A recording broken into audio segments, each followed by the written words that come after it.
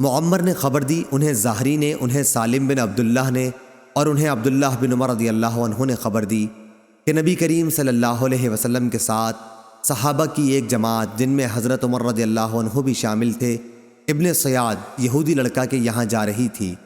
آخر بنو مغالہ ایک انصاری قبیلے کے ٹیلوں کے پاس بچوں کے ساتھ کھیلتے ہوئے اسے ان لوگوں نے پا لیا۔ ابن سیاد بالغ ہونے کے قریب تھا، اسے رسول کریم صلی اللہ علیہ وسلم کی آمد کا پتہ نہیں ہوا۔ حضرت صلی اللہ علیہ وسلم نے اس کے قریب پہنچ کر اپنا ہاتھ اس کی پیٹھ پر مارا اور فرمایا، کیا تو اس کی گواہی دیتا ہے کہ میں اللہ کا رسول ہوں؟ ابن سیاد نے آپ کی طرف دیکھا اور پھر کہنے لگا، ہاں میں گواہی دیتا ہوں کہ آپ ان پڑھوں کے نبی ہیں۔ اس کے بعد اس نے حضرت صلی اللہ علیہ وسلم سے پوچھا، کیا آپ گواہی دیتے ہیں کہ میں اللہ کا رسول ہوں؟ آپ نے اس کا جواب صرف اتنا دیا کہ میں اللہ اور اس کے سچے انبیاء پر ایمان لایا۔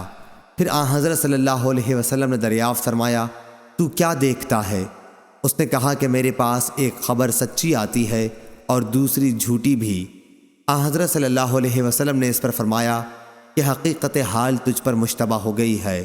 حضرت صلی اللہ علیہ وسلم نے اس سے فرمایا، اچھا میں نے تیرے لیے اپنے دل میں ایک بات سوچی ہے، بتا وہ کیا ہے؟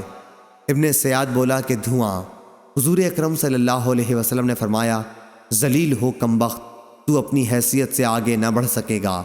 حضرت عمر رضی اللہ عنہ نے عرض کیا، یا رسول اللہ مجھے اجازت ہو تو میں اس کی گردن مار دوں، لیکن حضرت صلی اللہ علیہ وسلم نے فرمایا، اگر یہ وہی دجال ہے تو تم اس پر قادر نہیں ہو سکتے، اور اگر دجال نہیں ہے تو اس کی جان لینے میں کوئی خیر نہیں۔